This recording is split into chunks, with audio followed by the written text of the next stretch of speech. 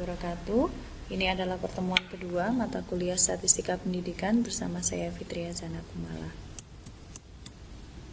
Untuk materi yang akan dipelajari pada pertemuan ini melanjutkan materi pertemuan pertama kemarin, yaitu mengenai teknik penyajian data. Secara garis besar, di sini saya akan bagi menjadi dua subpokok bahas besar, yaitu yang pertama adalah macam-macam penyajian data dalam bentuk tabel, dan yang kedua adalah macam-macam tabel distribusi frekuensi. Kita bahas yang pertama dulu, yaitu mengenai penyajian data. Apa sebenarnya penyajian data itu? Penyajian data adalah langkah-langkah menata data yang diperoleh untuk dapat memperjelas permasalahan. Macam-macam tabel. Di sini, tabel dibagi menjadi tiga, yaitu tabel baris kolom, tabel kontingensi, dan yang terakhir adalah tabel distribusi frekuensi. Kita bahas yang pertama dulu, yaitu tabel baris kolom. Tabel baris kolom adalah tabel yang terdiri atas satu atau beberapa baris dan satu atau beberapa kolom untuk mendeskripsikan sesuatu. Macam-macam tabel baris kolom yaitu yang pertama tabel satu arah, di mana tabel ini berisi mengenai satu hal atau karakteristik saja. Dan yang kedua adalah tabel dua arah, di mana tabel ini berisi mengenai hubungan dua hal atau karakteristik yang berbeda. Dan yang terakhir adalah tabel tiga arah, di mana tabel ini berisi mengenai hubungan tiga hal atau karakteristik yang berbeda. Kita lihat contoh untuk tabel baris kolom, untuk tabel satu arah. Di sini terlihat bahwa hanya terdapat satu hal atau satu karakteristik saja yang ditunjukkan oleh tabel ini, yaitu rata-rata ujian nasional. Sedangkan contoh tabel baris kolom untuk tabel dua arah, yaitu sebagai berikut. Di sini contohnya adalah tabel top 3 nilai ujian nasional dan ujian sekolah SMP Al-Huda Purwokerto tahun 2019. Di sini terdapat dua hal atau dua karakteristik yang berbeda, yaitu rata-rata ujian nasional dan rata-rata ujian sekolah.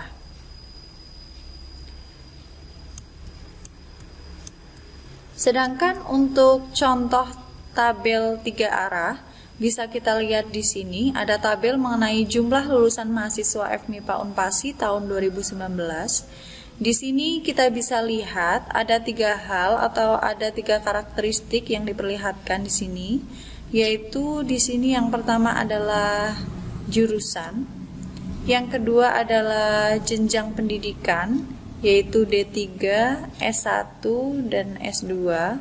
Dan hal atau karakteristik yang ketiga adalah jenis kelamin, yaitu di sini laki-laki dan perempuan.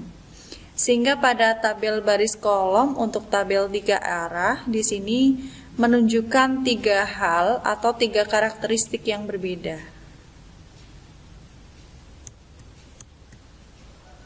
Selanjutnya akan kita bahas tentang jenis tabel yang kedua, yaitu tabel kontingensi. Tabel kontingensi adalah tabel yang menyajikan data yang terdiri atas dua faktor atau dua variabel, di mana faktor yang pertama terdiri atas B kategori dan faktor yang kedua terdiri atas K kategori. Di sini kita lihat contohnya. Tabel kontingensi dapat bermacam-macam, seperti hubungan dua faktor yang masing-masing memiliki dua kategori yang dikenal dengan bentuk tabel kontingensi 2x2. Berarti kalau ada tabel kontingensi 2x2, berarti faktor yang pertama memiliki dua buah kategori dan faktor yang kedua juga terdiri atas dua kategori. Sedangkan jika di sini ada tabel kontingensi 3x2, maka artinya adalah faktor atau variabel yang pertama memiliki 3 kategori dan variabel atau faktor yang kedua memiliki 2 kategori. Untuk tabel kontingensi 2 kali 3, seperti yang sudah saya jelaskan tadi, yaitu tabel kontingensi 2 kali 3 ini berarti variabel atau faktor yang pertama memiliki 2 buah kategori, dan faktor atau variabel yang kedua memiliki 3 buah kategori. Kita lihat di sini, variabel atau faktor yang pertama di sini adalah jenis kelamin, di mana jenis kelamin ini memiliki 2 buah kategori, yaitu laki-laki dan perempuan, ya. Berarti di sini 2 ini menunjukkan banyaknya kategori pada variabel pertama. Sedangkan untuk variabel yang kedua, yaitu di sini contohnya adalah tingkat pendidikan. Tingkat pendidikan di sini dituliskan ada 3 buah kategori, yaitu SD, SMP, dan SMA, sehingga di sini jumlah kategorinya ada 3. Nah, angka 3 di sini menunjukkan banyaknya kategori pada variabel atau faktor kedua.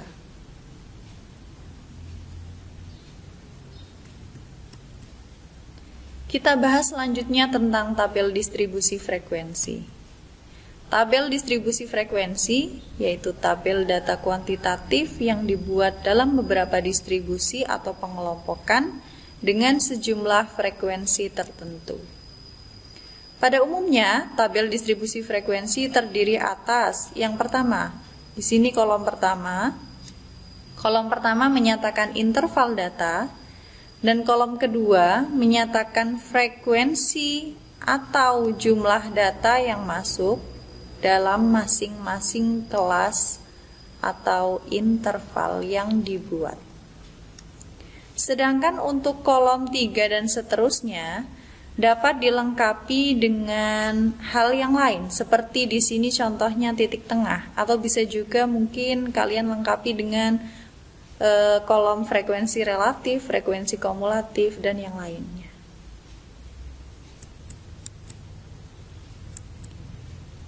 Akan kita pelajari selanjutnya beberapa istilah yang digunakan dalam tabel distribusi frekuensi, yaitu yang pertama adalah kelas interval.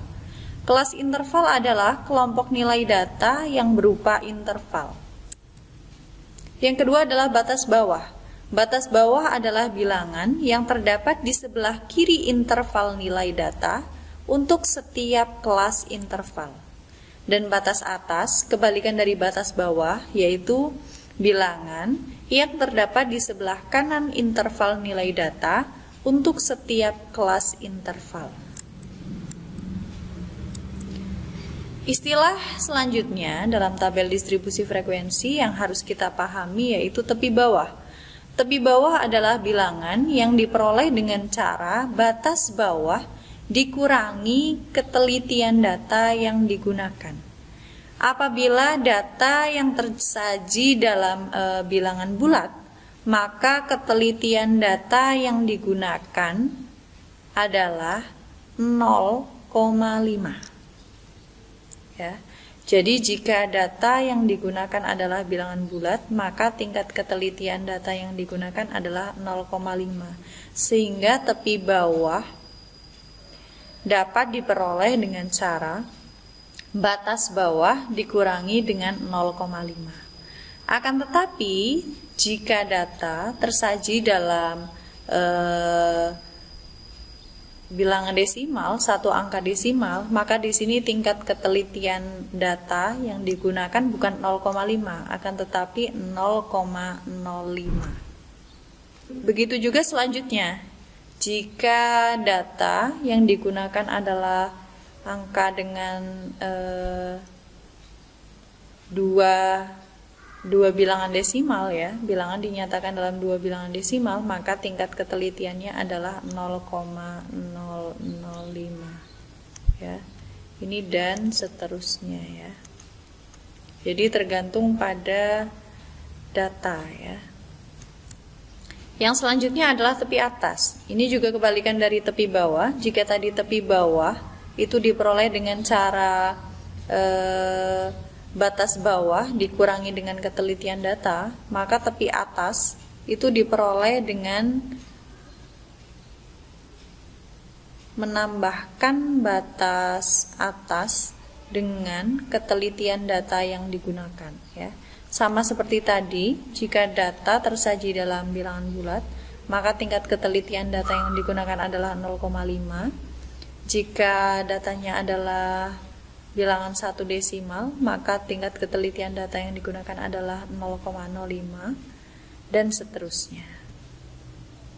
Selanjutnya adalah titik tengah. Titik tengah adalah bilangan yang diperoleh dengan cara batas bawah ditambah dengan batas atas, kemudian hasilnya dibagi 2 untuk setiap kelas interval.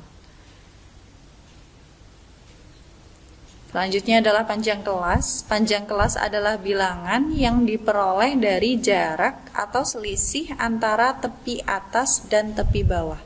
Mungkin kita bisa secara mudah memahami ya dengan contoh ya. Kita lihat di sini ada contoh tabel distribusi frekuensi, di mana di sini judulnya adalah tinggi badan 100 mahasiswa yang dinyatakan dalam satuan sentimeter. Ya. Silakan diperhatikan bahwa di sini ada 6 kelas interval, 1, 2, 3, 4, 5, 6 ya.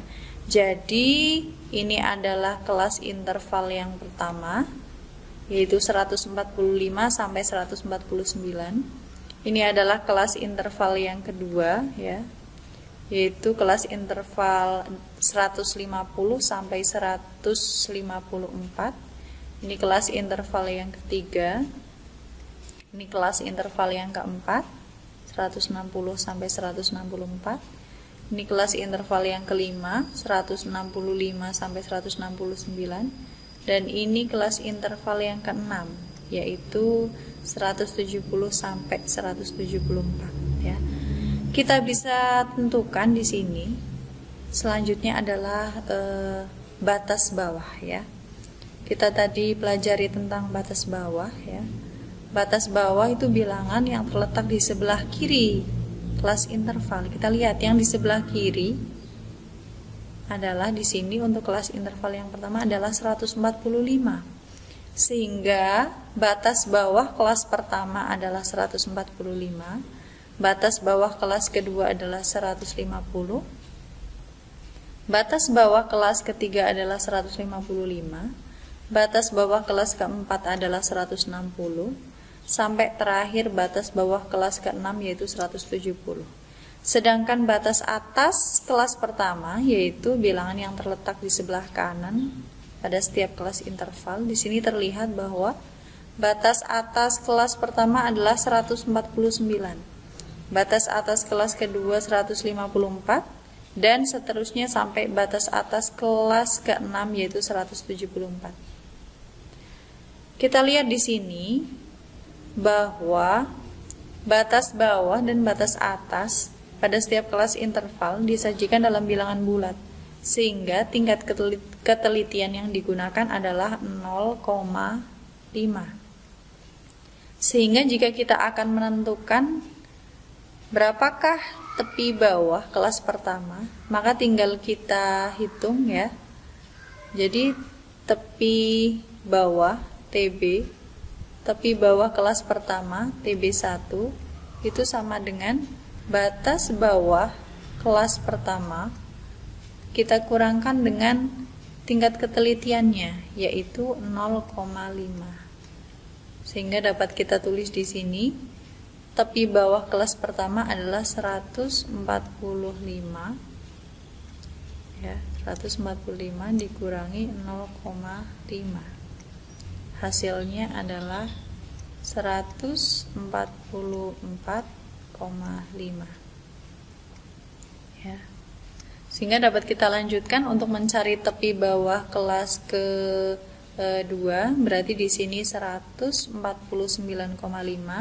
tepi bawah kelas ketiga 154,5, tepi bawah kelas keempat 159,5 dan seterusnya sampai tepi bawah kelas ke-6 yaitu 169,5.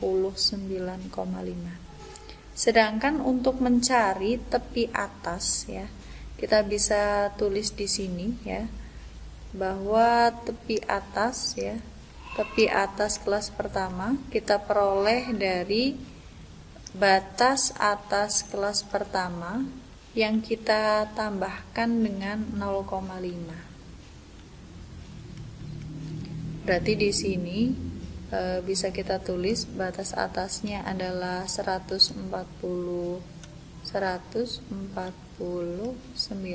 ya, ditambah 0,5 sehingga hasilnya adalah 149,5 ya.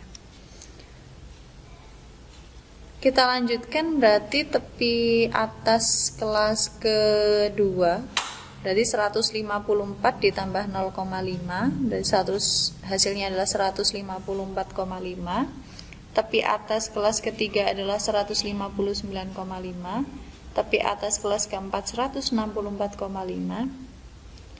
Tepi atas kelas kelima 169,5 dan tepi atas kelas keenam adalah 174,5.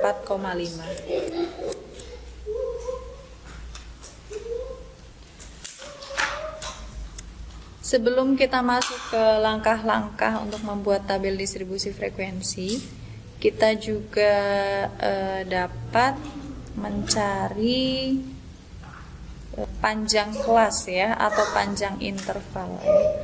Panjang kelas atau panjang interval itu kita bisa cari dengan cara mengurangkan tepi atas dan tepi bawah ya. Jadi kita cari selisih antara tepi atas dan tepi bawah ya. Mau ambil kelas ke yang berapa terserah ya. Kalau di sini saya ambil kelas pertama, maka di sini panjang kelas ya, panjang kelas intervalnya adalah tepi atas kelas pertama dikurangi dengan tepi bawah kelas pertama. Berarti di sini 149,5 dikurangi 144,5, hasilnya adalah 5 ya.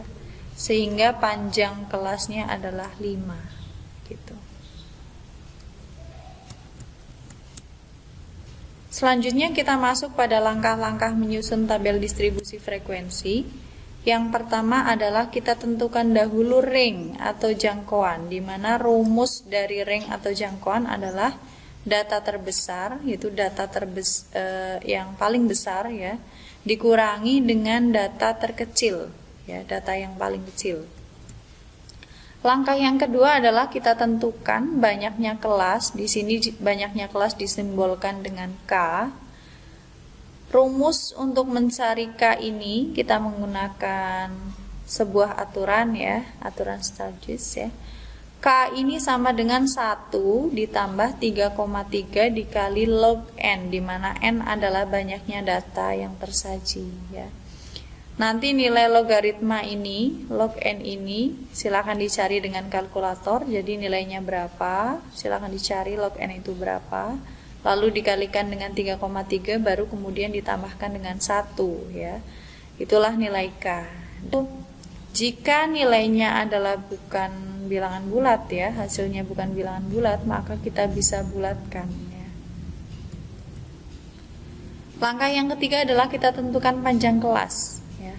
Panjang kelas rumusnya di sini adalah range atau jangkauan dibagi dengan banyaknya kelas ya. Range atau jangkauan kita sudah peroleh pada langkah yang pertama ya. Sedangkan banyak kelas kita sudah peroleh pada langkah kedua.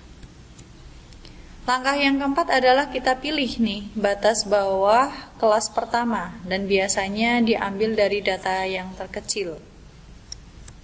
Dan langkah yang terakhir adalah kita tentukan frekuensi masing-masing kelas dengan sistem turus atau tally, atau dengan kata lain adalah dihitung satu per satu. Nah, kita lihat di sini contohnya.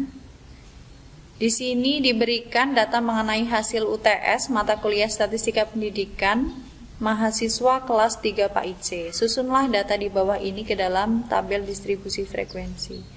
Jadi di sini di soal tersaji nilai UTS pada mata kuliah Statistika Pendidikan ya. Jadi siswa pertama memperoleh nilai 65, siswa kedua memperoleh nilai 72 dan seterusnya sampai mahasiswa ke-40 ya. Di sini mahasiswa ke-40 nilainya adalah 68. Jika kita cermati dari ke-40 nilai UTS ini, maka nilai terendah dalam satu kelas di sini sudah saya beri tanda kuning, yaitu 61 ya.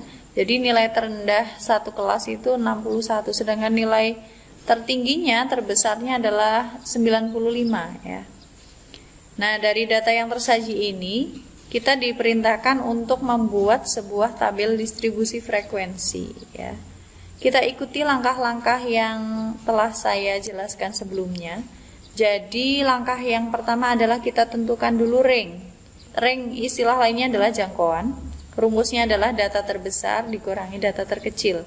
Tadi sudah kita lihat bersama bahwa data terbesarnya adalah 95 dan data terkecilnya adalah 61, sehingga di sini 95 dikurangi 61 sama dengan 34 ya.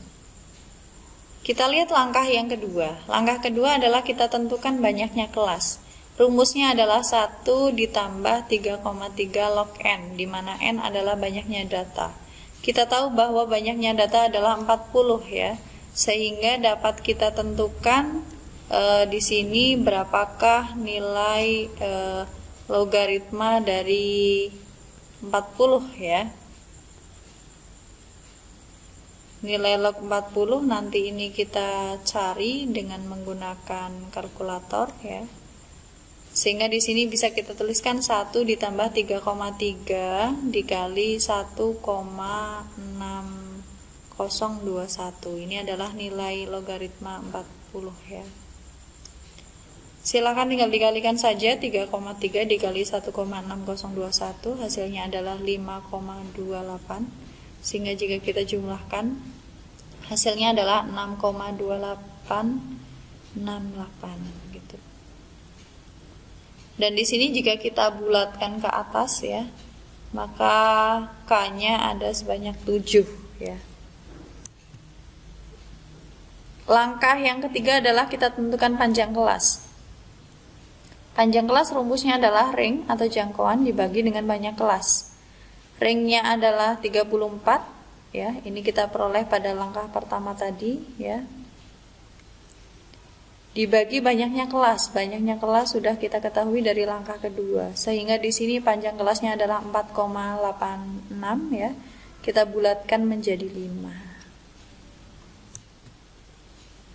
Langkah keempat adalah kita tentukan batas bawah kelas pertama. Nah, di sini diambil dari data yang paling kecil.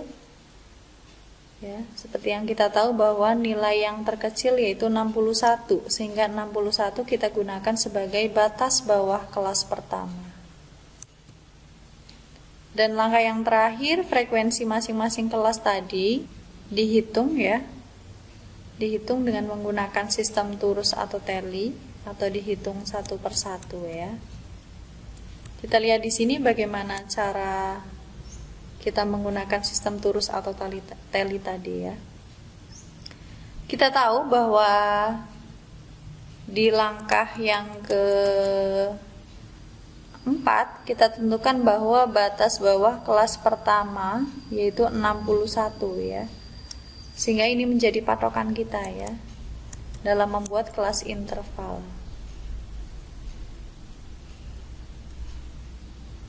61 kita jadikan batas bawah kelas pertama ya.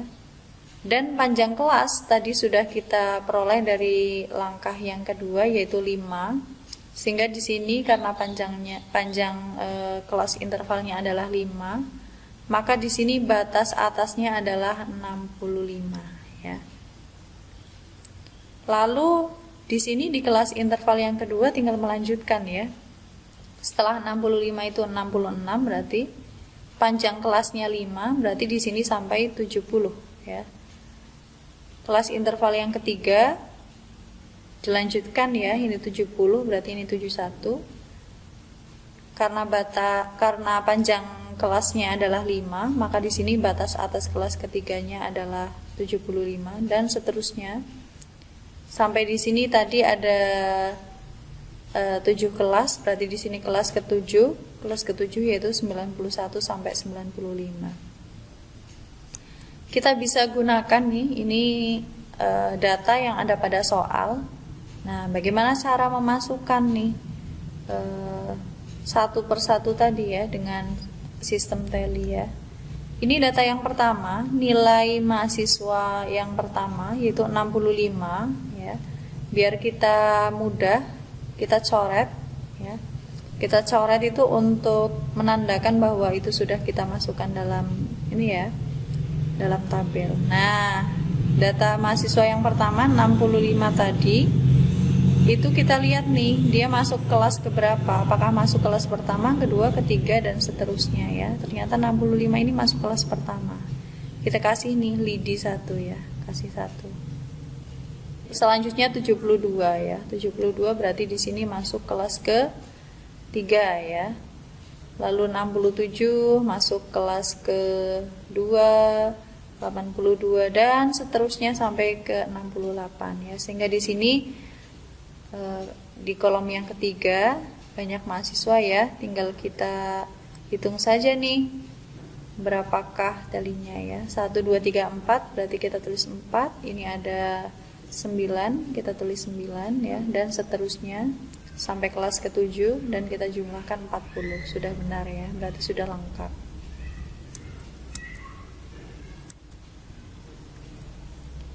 Sehingga jika kita buang kolom tally tadi, maka kita peroleh tabel distribusi frekuensi ya, di sini yang menggambarkan hasil UTS mata kuliah Statistika Pendidikan kelas 3 Pak IC seperti ini ya. Kalau kita perhatikan ini tabelnya sama dengan yang sebelumnya, jadi hanya menghilangkan kolom tally-nya saja ya. Maka di sini diperoleh tabel distribusi frekuensi yang paling sederhana ya, di mana kolom pertama itu menggambarkan kelas interval yang ada. Dan kolom yang kedua itu menggambarkan frekuensi ya, atau banyaknya data. Di sini menggambarkan banyaknya mahasiswa itu ada berapa.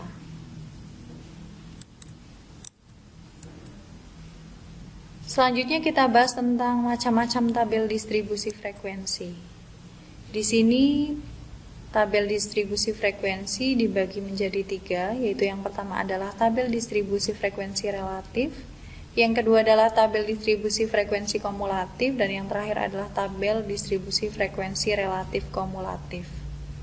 Kita bahas satu persatu apa perbedaan di antara ketiga tabel tersebut dan dengan tabel yang tadi ya, yang awal, tabel distribusi frekuensi yang awalnya. Jika kita sudah memperoleh tabel distribusi frekuensi seperti yang telah saya contohkan tadi, maka frekuensi yang didapatkan adalah mutlak atau absolut ya. Jadi frekuensi yang kita dapatkan dari tabel distribusi frekuensi adalah mutlak atau absolut. Nah, jika frekuensi yang absolut tersebut diubah ke dalam frekuensi relatif, maka diperoleh tabel distribusi frekuensi relatif. Frekuensi relatif diartikan sebagai frekuensi dalam bentuk persentase. Sehingga di sini bisa kita lihat bahwa tabel distribusi frekuensi relatif adalah sebuah tabel yang berisi nilai data dengan nilai-nilai tersebut dikelompokkan ke dalam interval-interval, dan setiap interval masing-masing mempunyai nilai frekuensi dalam bentuk persentase. Ya, jadi perbedaan tabel distribusi frekuensi relatif ini dengan yang tadi di awal adalah jika tadi ya yang biasa, yang bukan yang relatif, maka di sana frekuensinya mutlak atau absolut. Sedangkan untuk tabel distribusi frekuensi relatif, maka di sini frekuensinya ya, frekuensinya itu kita ubah ya. Kita ubah menjadi frekuensi relatif ya, atau frekuensi dalam bentuk persentase ya. Kita lihat bentuk umumnya terlebih dahulu. Di sini tabel distribusi frekuensi relatif. Di sini ini contoh saja ya, terdiri atas 5 kelas ya. Di sini ada frekuensi absolut ya. Maka di sini frekuensi relatif untuk setiap kelas bisa kita cari dengan cara membagi frekuensi absolut F1 itu frekuensi pada kelas pertama ya, dibagi dengan banyaknya data dikalikan dengan 100. Nah, frekuensi relatif ini kan kita nyatakan dalam bentuk persentase ya, maka caranya demikian. Sampai dengan terakhir di sini frekuensi relatif kelas kelima, maka rumusnya adalah F5. F5 adalah frekuensi absolut pada kelas kelima, dibagi N adalah banyaknya data atau jumlah data, dikali dengan 100 ya. Kita lihat yang kedua ya, jenis tabel distribusi frekuensi yang kedua yaitu tabel distribusi frekuensi kumulatif. Tabel distribusi frekuensi kumulatif didefinisikan sebagai tabel yang diperoleh dari tabel distribusi frekuensi dengan frekuensinya dijumlahkan selangkah demi selangkah atau kelas interval demi kelas interval. Dalam kolom nilai data, bilangan yang digunakan adalah batas bawah masing-masing interval.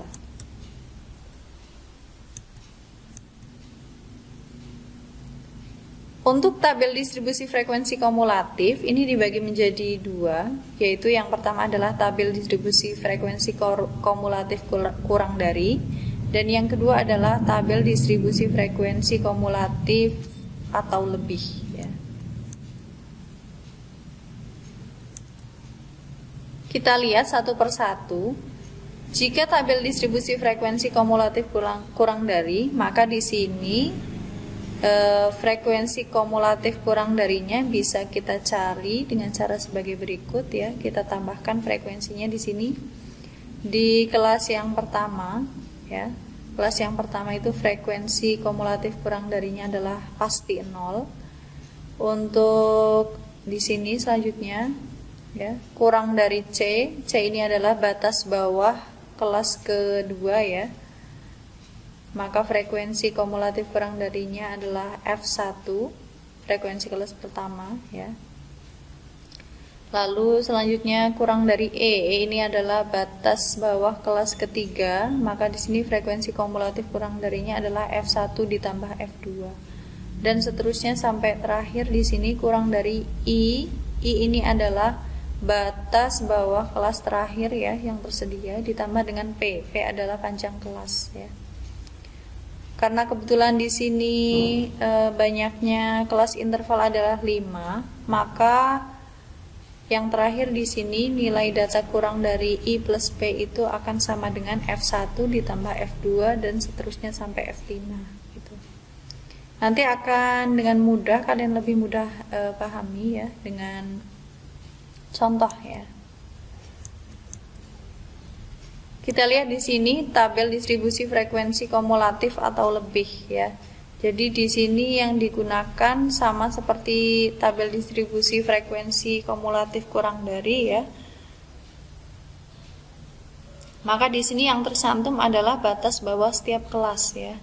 A adalah batas bawah kelas pertama, C batas bawah kelas kedua dan seterusnya ya. Sampai di sini I plus P, di mana I adalah batas bawah kelas terakhir yang tersedia ditambah dengan P. P adalah panjang kelas ya. Untuk frekuensi kumulatif atau lebih ya, di sini A atau lebih, maka banyaknya F1 tambah F2 dan seterusnya sampai F5. Kenapa sampai F5? Karena di sini kelas yang tersaji adalah 5 kelas ya. Nanti kalau mungkin kelas yang tersaji ada 7, berarti di sini F1 ditambah F2 dan seterusnya sampai F7 ya.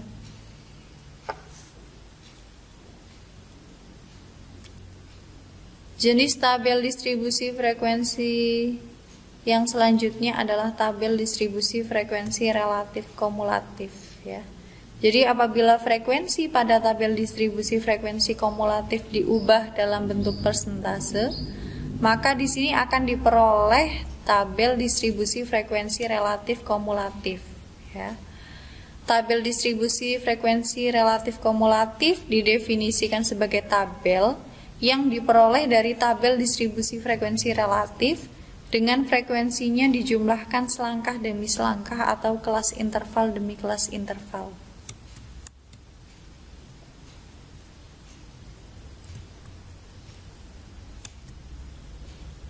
Untuk macam-macamnya ya di sini, macam-macam tabel distribusi frekuensi relatif kumulatif dibagi menjadi dua, sama seperti tadi tabel distribusi frekuensi kumulatif ya. Yaitu yang pertama adalah tabel distribusi frekuensi relatif kumulatif kurang dari dan tabel distribusi frekuensi relatif kumulatif atau lebih ya. Kita bahas satu persatu. Untuk tabel distribusi frekuensi relatif kumulatif kurang dari, maka di sini kita bisa cari nilai frekuensi relatif kumulatif untuk setiap kelas dengan rumus sebagai berikut. Ini hanya contoh ya, terdiri atas 5 kelas tadi yang tersaji. Maka nilai frekuensi relatif kumulatif kurang dari setiap kelas bisa dicari dengan rumus sebagai berikut. Di sini terlihat bahwa P adalah panjang interval dan N adalah jumlah data seluruh kelas interval.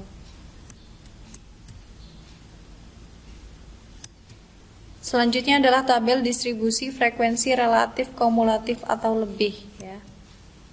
Kita lihat di sini rumusnya adalah ya, A atau lebih itu F1 ditambah F2 dan seterusnya sampai F di kelas yang terakhir ya. Jadi frekuensi di kelas yang terakhir ini kenapa F5 karena data yang tersaji itu tadi memiliki 5 kelas interval ya. Maka jika data yang kalian punya itu mempunyai 6 kelas interval, maka di sini sampai F6 ya, dan seterusnya. Kalau sampai F7 ya berarti di sini sampai F7 ya.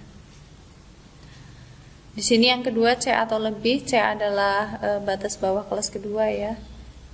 Di sini frekuensi relatif kumulatif kelas pertama rumusnya adalah F2 tambah F3 tambah F4 tambah F5 dibagi N dikali 100 ya, sampai terakhir ini 0.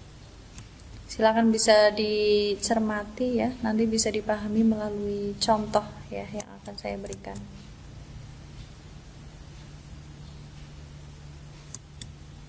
Kita lihat di sini, perhatikan kembali tabel distribusi frekuensi yang telah didapatkan pada contoh sebelumnya. Nah, kita diperintahkan untuk membuat 5 buah tabel. Yang pertama adalah tabel distribusi frekuensi relatif, yang kedua adalah tabel distribusi frekuensi kumulatif kurang dari, yang ketiga adalah tabel distribusi frekuensi kumulatif atau lebih. Yang keempat adalah tabel distribusi frekuensi relatif kumulatif kurang dari. Dan terakhir adalah tabel distribusi frekuensi relatif kumulatif atau lebih. Ya. Jadi ini tadi adalah tabel distribusi frekuensi yang kita peroleh pada contoh sebelumnya ya, yaitu hasil UTS ya, Makul Statistika Pendidikan Mahasiswa kelas 3 Pak IC ya. Kita diperintahkan untuk membuat kelima buah tabel ini dari tabel distribusi frekuensi yang telah kita dapatkan pada contoh sebelumnya ya. Jadi kalau kita mempunyai tabel distribusi frekuensi seperti ini ya, yang pertama jika kita akan membuat tabel distribusi frekuensi relatif, maka kita bisa lihat di sini.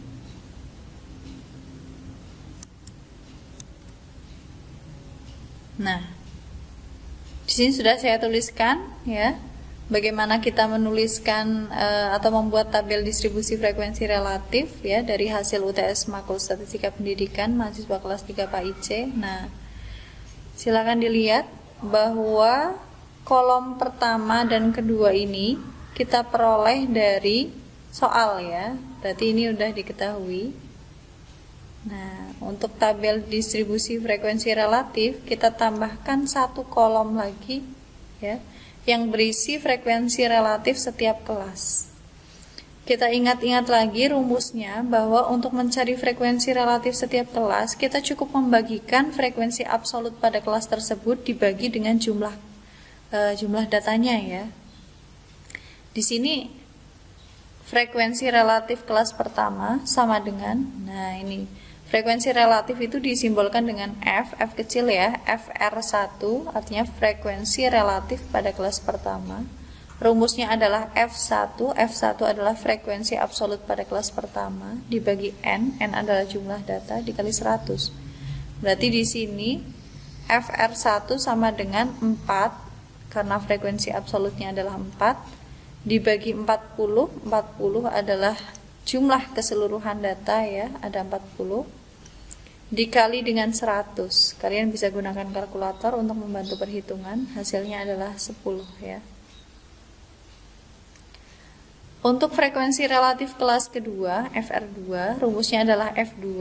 F2 adalah frekuensi absolut kelas kedua, yaitu 9, dibagi dengan 40, ya, 40 itu jumlah data, dikali 100, maka hasilnya adalah 22,5.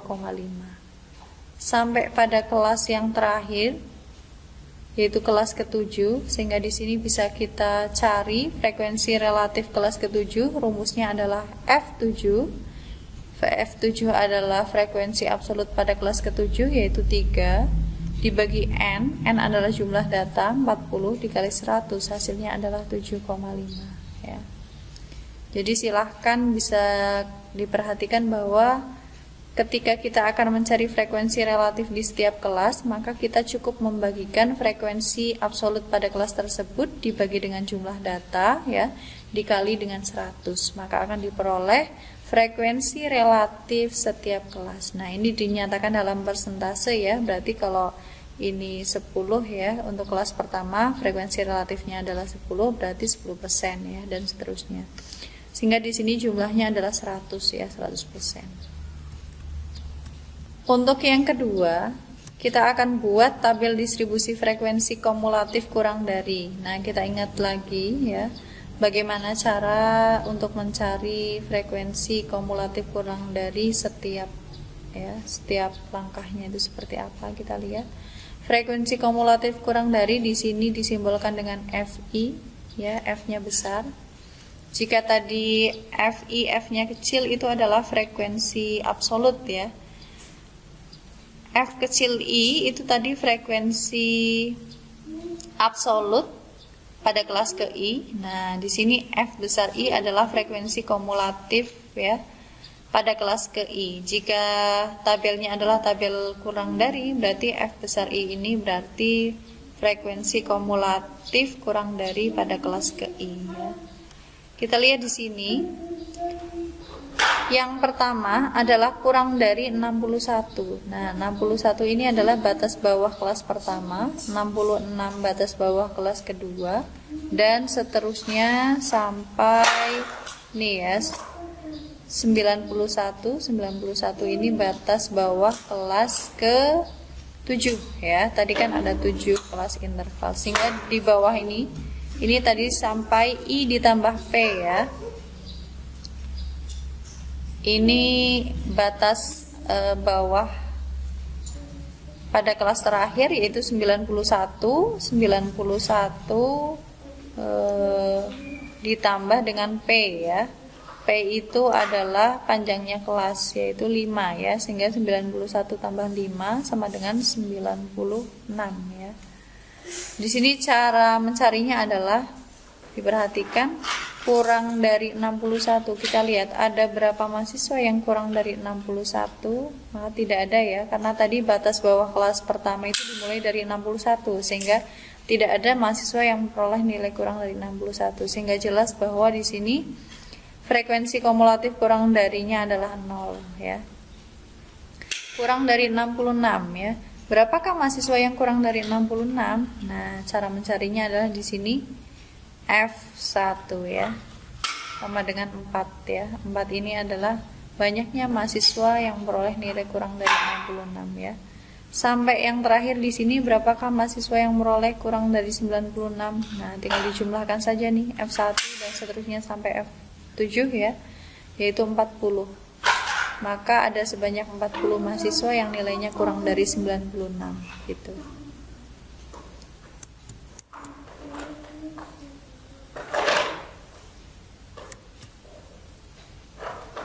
Kita lihat selanjutnya untuk tabel distribusi frekuensi kumulatif atau lebih ya. Jadi masih sama seperti tabel distribusi frekuensi kumulatif kurang dari ya. Tadi di sini bilangan yang tersaji adalah batas bawah setiap kelas, dan yang terakhir ini adalah penjumlahan dari batas bawah kelas terakhir yaitu 91 ditambah dengan panjang kelas ya, panjang kelasnya 5 sehingga di sini 96 ya. Berapakah mahasiswa yang memperoleh nilai 61 atau lebih ya? Sini ada 40 mahasiswa ya, sehingga di sini F1 tambah F2 dan seterusnya sehingga diperoleh hasil 40 ya. Berapakah jumlah mahasiswa yang memperoleh nilai 66 atau lebih ya? Sini diperoleh dengan cara menjumlahkan F2, F3 dan seterusnya sampai F ke yang terakhir ya. Frekuensi di kelas terakhir F7 ya. Sama dengan 36. Berapakah nilai yang mendapatkan mahasiswa yang mendapatkan nilai 71 atau lebih ya? Maka di sini jumlahkan F3, F4 dan seterusnya sampai frekuensi di kelas terakhir yaitu F7, hasilnya adalah 27. Dan terakhir di sini berapakah mahasiswa yang memperoleh nilai 96 atau lebih? Maka tidak ada ya. Karena semuanya kurang dari atau sama dengan 96 ya nilainya. Kita bahas selanjutnya untuk tabel distribusi frekuensi relatif kumulatif kurang dari ya. Kita lihat di sini untuk tabel distribusi frekuensi relatif kumulatif kurang dari, cara mencarinya adalah di sini nilainya 0 pasti yang pertama ya. Untuk frekuensi relatif kumulatif kurang dari ya, untuk yang selanjutnya itu tinggal dibagikan saja F1 dibagi N dikali 100 ya. F1 nya itu sama dengan 4 ya, 4 dibagi 40, 40 itu adalah jumlah data dikali 100 ya, dikali 100 maka hasilnya adalah 10 ya. Seperti yang kita tahu angka di sini ya 0, 4, 13 dan seterusnya ya. Ini kita peroleh dari tabel distribusi frekuensi kumulatif kurang dari ya. Ini tadi kita peroleh ya dari tabel distribusi frekuensi kumulatif kurang dari ya. Sudah kita cari sebelumnya ya.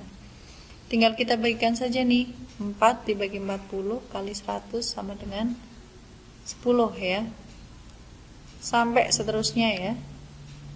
Dan seterusnya sampai terakhir ini 96 sama seperti tadi diperoleh dari batas bawah kelas terakhir ya 91 ditambah panjang kelas yaitu 5 sehingga diperoleh 91 tambah 5 sama dengan 96.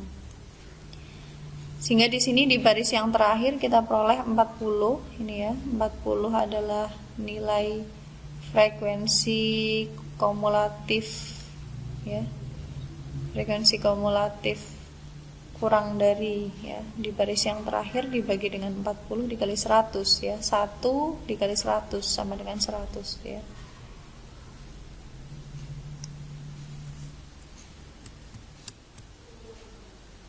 Dan yang terakhir adalah tabel distribusi frekuensi relatif kumulatif atau lebih ya.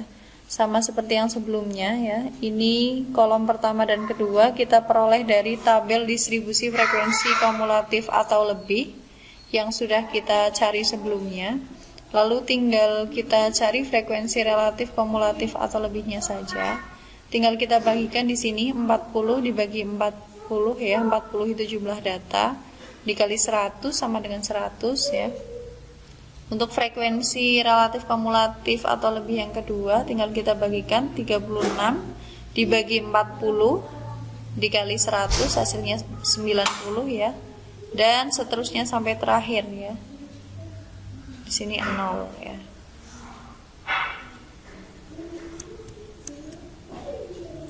Ya, sekian pertemuan kedua mata kuliah Statistika Pendidikan. Kita jumpa lagi untuk pertemuan yang ketiga. Mohon maaf apabila terdapat kesalahan. Wassalamualaikum warahmatullahi wabarakatuh.